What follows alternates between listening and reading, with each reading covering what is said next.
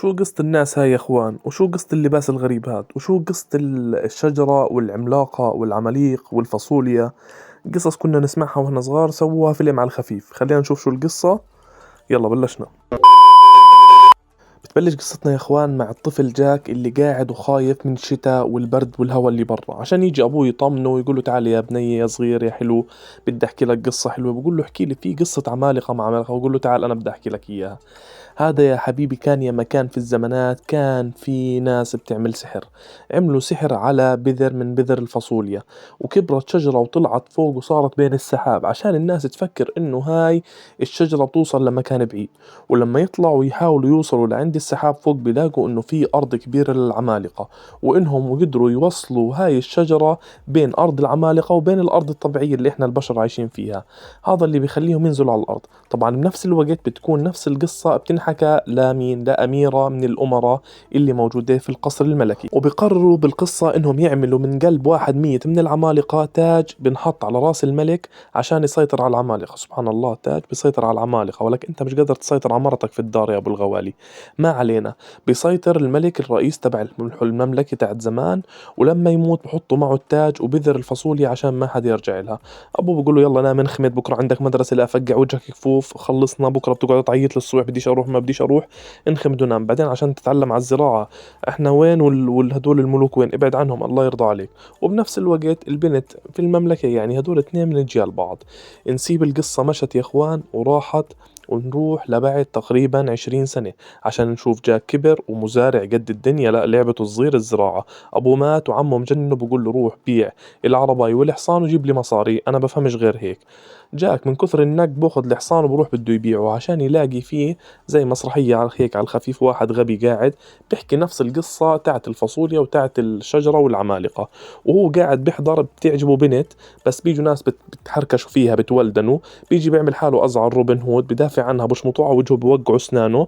وبعدين بالآخر بنلاقي إنه الحرس الملكي بيجي بخدها، وبيطلع هي نفس الأميرة اللي كانت وهي صغيرة تسمع نفس القصة. سبحان الله، اجتمعوا مخرج جواد.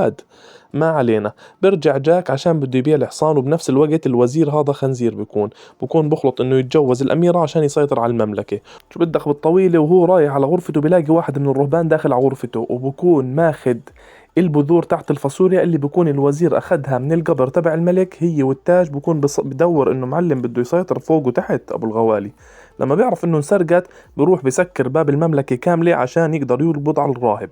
الراهب بشوف مين جاك بقول له شو بتعمل؟ بقول له بيحصل. بقول له اسمع، شو رايك تاخذ هدول البذور توديهم للكنيسة بعطوك قد ما بدهم مصاري، قد ما بدك مصاري بعطوك. بس بقول له اذا ما هدول بذور انت بتتهبل. بقول له اسمع مني بس، واهم اشي يستر على عرضك، لا تخليه يجي عليهم مي، لا تخليهم يجي عليهم مي، عشان اذا اجى عليهم مي حفقع وجهك. بس بعدين بقول لك ليش. جاك طبعا يا اخوان ما فهمش اشي، قال لك خلاص بروح بوديهم للكنيسة وبقبض مصاري.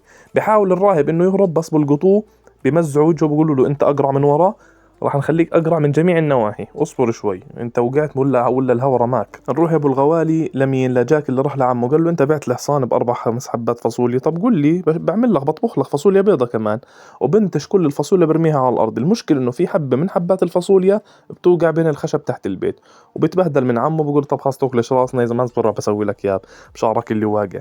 والاميرة من ناحية ثانية ما بدها تتجوز الوزير، بتقول له هذا كبير يابا، بتقول لا هذا ممتاز امورك تمام. هذا اللي بيخلي الأميرة تبلش تفكر إنها تهرب من القصر، وبالفعل بتتنكر وبتحاول تهرب. وهذا الوزير لسه بدور على مين؟ على الرهبان. وين معلم الفاصوليا؟ بقول له بديش أقول لك وين، وإذا وين الفاصوليا لا تخليني أزعلك، لا تخليني أتعامل معك معاملة مرت الأب. ما برد عليه، بطعنه طعنة على الخفيفة، بيعلق له الحجاب الحاجز بالكلية وبيموت. نسيبه مات. الدنيا شتا معلم، جو رومانسي. الأميرة هاربة، ما بتلاقي إلا تقعد في بيت لأنه الوضع صار سيء. سبحان الله، البيت هذا موجود فيه جاك أول ما بشوفها يا إخوان بيعرف إنه هي الأميرة، بقول لها تفضلي تعالي، وبلش يدردش هو وياها على الخفيف. يعني شو هالحلاوة ما شو هالحلاوة، سكان وين أنتي، سكان أنو، يعني من هالحكي بده يحاول يعرف. والأميرة بتكون مصدومة من الكتب وكمية القصص اللي موجودة عنده، إنه بني آدم يعني فقير ومزارع. قال لها اسمعي، الكتاب ببينش من عنوانه لازم تقرأيه كامل، أنا زلمة قد الدنيا وما عليك وبعجبك. ولسه قاعدين بيطبوا بالحال وبيحكوا، تطلع الشجرة بتعبي الدنيا. وهاي يا اخوان بتكون الحبة الفاصوليا اللي وقعت تحت الأرض. يا اخوان بتطلع بكل جذورها، بتكسر كل اشي وبتسحب البيت كله كامل معها، وبتبلش تطلع لفوق لفوق لفوق. وجاك بحاول ينقذ الأميرة بس على الفاضي، البيت قاعد بيطلع بس بنتش منها اللي هو الإسوارة، والبيت بيطلع وهو بوقع على وجهه وبغمى عليه على الكامل على الكامل. شو بدك بالطويل يا ابو الغوالي؟ اول ما بفتح عينيه بلاقي بوجهه الوزير والملك. ولا يا محترم وين البنت وين الاميره؟ بقول له انا بعرفش اشي. اجت علي دقت الباب قالت بدها تستخدم الحمام، ريحتها عاطله بنتك. فجاه لقينا شجره بتطلع بس واخذت البيت معها الاميره، شكله عشان الريحه. لاقي حل جيب اي اشي بفضاف اي اشي زبط. والكل بيقرر يا اخوان بعد مناوشات طويلة، وخصوصا الوزير اللي عامل حاله الحبيب القوي، انهم يطلعوا على الشجرة ويطلعوا ينقذوا الأميرة. طبعا الشجرة حبيبي انت مش رايح على دوار مدينة رياضية، انت بدك تطلع 80 ألف كيلو متر فوق. وبالفعل يا اخوان بيغيب شمس وتصحى شمس، ويوم اول يوم ثاني ولسه الشباب قاعدة بتطلع في الشجرة، عشان بنفس الوقت يكون الوزير خنزير. ولما يكون في ثقل على اللي موجودين معهم مربطين في الشجرة، يروح يقطع الحبل ويدبهم ويكملوا عشان يوصلوا بس 6. يعني 6 وصلوا من أصل 50 واحد، وصلوا 6 على أرض العمالقة. أمور تمام. الشباب بتوصل بتبلش تنسخ الأرض كمان كبيرة مش هينة، وبدها بحث منيح معلم، مش سيرش أي كلام، بدك تقعد قاعد. الوزير بقرر إنهم ينقسموا لمجموعتين كل 3 لحال، وبروح لجاك بقول له معلم وين البذور عشان ما فقعش وجهك؟ راح اقتلك هون فيش حدا. بقول له خذ هاي البذور، بعطيك كل البذور. بس جاك بكون حدك بخلي واحدة من البذرة في المداري اللي لابسها، يعني هاي احتياط لأي حاجة عايزة تتفتح. نشوف شو القصة. والشباب على الأرض تحت قاعدة بتجهز لأي احتياط، لأنه ممكن يكون في مصايب، لأنه لما شافوا الناس وقعت قال لك معناته في حرب أهلية فوق، فنهيئ حالنا لحرب العمالقة. حقك الشرعي يا غالي.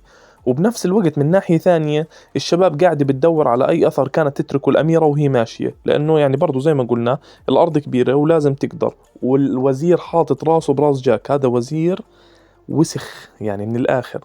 عشان الشباب وهي قاعد بتتمشى توقع في زي خلينا نحكي مصيدة بحطوها العمالقة عشان الأكل. بيطلع واحد من الشباب عشان يساعدهم وبيحاول يقطع في الحبل. طبعا الحبل بيكون السمك تبعه يعني نص قطر من كثر ما هو خميل. المهم بيطلعوا بيحاولوا الأمور، يعني طلعوا والأمور طيبة. بيلاقوا إيش يعني؟ هربنا من الدلف على المزراب، بيلاقوا في عملاق جاي مستوحش صار له 80 سنة مش ماكل. جاك بتخبى تحت المي، والشابين الثانيين بتخبوا كل واحد ورا شجرة. بس ايش العملاق عنده مخ بشم بلقط واحد منهم بقول له انا شام ريحتك تعال اقول لك، تعال اقول لك. وطبعا جاك بكون متخبي تحت المي، بيجي بيمسكه هيك وبيسحبه. ابو الغوالي منخار، بدك تعمل تنظيف بشرة. الهالات السوداء عندك مش هينة يا عملاق، انا بحكي لك. بنتشهم بقول لهم تعالوا بدنا اياه، انا زمان مش ماكل انا لحم بشر. هم بيحبوا لحم البشر كثير، بقول لك شوي ويكون ويل دان، بس يعني اشي فخم. نسيبه قاعد بوكل بعد ما اخذهم بده ياكلهم، وجاك قاعد بيلحق فيه. نروح للمجموعة الثانية اللي من ضمنها بكون الوزير الوسخ. قاعدين بتناقشوا ما بتناقشوا. الاقرع الوزير بيعجبوش الكلام تبعه، بقول له اسمع تعال افرجيك وين الذبانة زمان كانت تطير وانا صغير. بقول له هيا بجد. بقول له يلا حبيبي سلم على الشهداء. لسه صاحبه بقول له ليش عملت هيك؟ الا بيجي واحد من العمالقه بنتي شو بوكلو اكل بفرط التفريط ولا اسمع مع العظم. انت فاهم كيف الحمام هيك. الوزير ما بلاقي قدامه الا يمسك التاج قدام مين؟ هذا العملاق. نسيب هذا المشهد ونروح لمين؟ لجاك اللي قاعد بيلحق في العملاق للمكان اللي هو فيه باقي العمالقة، لأنهم وصلوا للمكان اللي ساكنين فيه. واللي بتكون الأميرة محطوطة في سجن، وبقولوا لها أنت أبوك اللي عمل وحرمنا ننزل على الأرض، والله لنقطع وجهك كفوف. والشباب اللي معك مين اللي طلعكم هون؟ كم واحد معك؟ قاعد بستشير فيه، وهذاك بقول له ما بدي أحكي. ولك انت هسه تعمل تسوق فيها الشرف؟ ولك وقول ولا خلص الموضوع، خلص العالم، خلص هاي مش مزحة الموضوع يعني، خلاص اهدى. ولسه قاعدين بجهزوا حالهم بقول لك يلا سنغزو الارض. الا داخل معلم الوزير شامط التاج، هذا التاج اللي انعمل ساحر زمان، اللي عملوه من الكبد من القلب. هذا بيسيطر عليهم كلهم لبدوا. وقال لهم جهزوا حالكم بدكم تنزلوا على الارض، بدنا نسيطر على الارض تحت امرتي انا من يوم طالع الملك الجديد. هذا الحكي بصدم الكل اللي كان موجود، انه ايش ماله هذا جاء انهبل الوزير ايش فيه. بس بتكون القصة عن مين؟ بتكون القصة عن جاك اللي بيحاول يهربهم كلهم، لأنه خلص ما في مجال.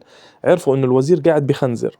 وبالفعل اللي أخذ الشباب الطيب اللي كانوا مع جاك، بقول لك زمان ما أكل اللحمة مع تورتيلا. تعرف أنت سندويشة الزنجر لما تشمطها تورتيلا؟ قاعد بيعملهم تورتيلا عصاج، عشان يطلع جاك من ورا يقول له انت بدك تعمل تورتيلا؟ والله لا، احط لك السكينه في النخاع الشوكي.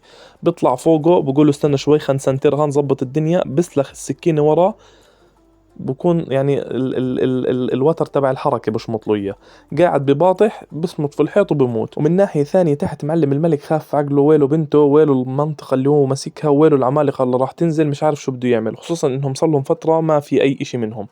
إذا بدنا نرجع فوق معلم، واحد من الشباب بقرر يرجع مع الأميرة ومع جاك على الأرض، بس بقول له لا انتوا روحوا انزلوا، أنا بدي أضلني هون. وهم نازلين بيلاقوا في واحد عملاق نايم لهم عند الشجرة عشان ما ينزلوش. جاك بخلط خلطة، بتجيب خلية نحل وهو نايم بزت له إياها عند ذانه، ما هي الخلية عبارة عن زي نقطة عند ذانه. بقوم يباطح يمين بشمال، بوقع بتجعلك، بوقع وين معلم؟ بنزل تحت عند الشباب. هذا مرسال تبع ايهاب توفيق، بنزل مهم تحت بخلص الدنيا. الشاب بقول لهم روحوا انزلوا انتوا، انا بدي امنع الوزير من انه ينزل. وبنزل العملاق تحت، لما يشوفوا الملك بقول لهم شباب لا هيك بطل فيه، بطفش مزح، قصوا الشجرة وانا متخلي عن بنتي، انا عندي البنت، اضحي في البنت ولا اضحي في المملكة كلها.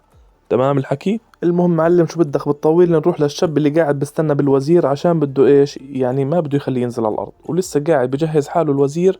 بنط عليه الشاب، بدنا نسميه وحيد. بنط عليه وحيد، ببلش بوكسات وشلويت، بقول له انت ولك وحيد، انت جاي علي ولك، انت مش لاقي غيري. وحيد ولا بسمع الحكي، ببلش يشمط فيه بوكسات، ويشمطوا بعض بوكسات. وحيد بكون بده يوقع، بس ايش معلم، قبل ما يوقع بكون غزه طعنه طعنة تسعية الابعاد. وهو قاعد الوزير برجع، بيجي عليه من رئيس العمالقة، بقول له انت مطولي معك معلم، تعال اقول لك شغلة.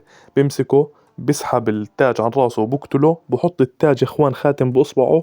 وهيك بيكون سيطر على العمالقة عن طريق يعني العملاق معاه التاج اللي بيسيطر على العمالقة. الشباب تحت بتبلش تقطع بالشجر، وبالفعل من كثر التقطيع بتقطعها. بيكون جاك والأميرة ومعهم كمان وحيد بنط على الشجرة وهم نازلين تحت. بيحاولوا قد ما يقدر، جاك لعيب، لعبته القصص هاي عمره ما طار بس لعيب، بضلوا يسنتر لحد ما ينزل في كومة قش أموره في السليم. وبنفس الوقت من ناحية ثانية وحيد شو بيعمل وهو نازل؟ بقول لك يا معلم على البحيرة أأمن إشي، الأمور في التمام، الشجرة وقعت، الفيلم خلص هيك المفروض.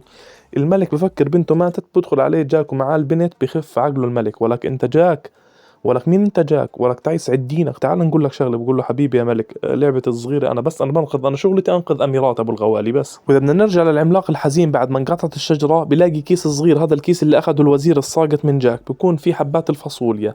بنفخ عليهم الخمسة، بسلخ الشجر، وبأمر كل العمالقة ينطوا على الشجر عشان الشجر يطعج معهم وينمو لتحت نزول. وبتبلش السيطرة. بقول له حان الآن العودة إلى الأرض السليمة يا أبو الغوالي. جاك أموره في السليم، يعني مروح ماخذ الحصان وبطريقه على البيت خلص، زي أي فيلم يعني الأمور طيبة. عشان يلاقي الدنيا بتهز وطيران، يرجع مين على الملك وعلى الجيش عشان ينبههم، لأنه في شجر وفي عمالقة نازلين. والملك مفكر حاله أموره تمام. ببلش يصرخ جاك ويقاتل، يا ملك يا أبو الغوالي، يا غالي، يا رئيس، يا وزير، يا أمراء. ولكن الناس ورانا، العمالقة ورانا، الكل ببلش يهرب عشان يروحوا على القصر الكبير ويسكروا البوابات، لأنه هذا قصر يعني فيه بوابات وإشي جامدة. والشباب تاعت الجيش قاعدة بتجهز حالها وبتدير الزيت النار هذا عشان تفقع فيه نار يحرق أي حدا بيجي عليهم، تولع النار حوالين القصر، ما يقدروا إيش، ما يقدروا يدخلوا. لا معركة إشي من اللي بيحبوا قلبك. الأبواب قاعدة بتتسكر والأمور تمام، والعمالقة قاعدة بتركض. لحظة، بركض كيف بركض؟ زي هلند. المهم معلم، آخر واحد بدخل على القصر بيكون جاك، وحتى الرئيس تاعهم بسلخوه سهمين، بوقع في النار. هذا الخنزير العملاق الصغير بفكر انه الرئيس مات، فبفكر انه السيطرة إله. بس العملاق اللي بيكون بإيده التاج بيكون قاعد بيسبح تحت في المجاري عشان يطلع لهم من تحت غدر يعني. حتى لو هو عملاق بس عنده خليطة، عنده مخنزرة يعني، شو بدنا كله عنده خلط. الملك بيحكي للأميرة خدي جاك وروحي دوري على مكان اقدر اهربي منه، ما في مجال هسه يعني راح نتبهدل هون، خلاص روحي اهربي انفدي بجلدك واحنا بندبر الدنيا. هيني بقول لك. والشباب تاعت مع العمالقة قاعدين بيفتحوا في الابواب. بمرق جاك وبدخل وين معلم؟ على القصر. هو مين؟ هو الأميرة.